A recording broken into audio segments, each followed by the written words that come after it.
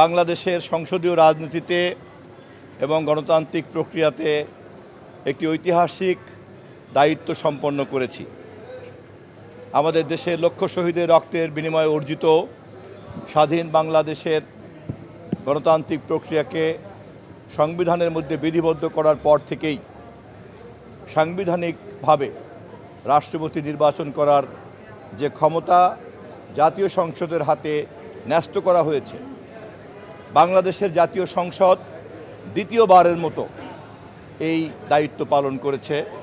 আপনারা জানেন যে ইতিমধ্যেই সংসদের 255 ভোট পেয়ে আমাদের জনাব মির্জা ফখরুল ইসলাম আলমগীর রাষ্ট্রপতি নির্বাচিত হয়েছে। আলহামদুলিল্লাহ।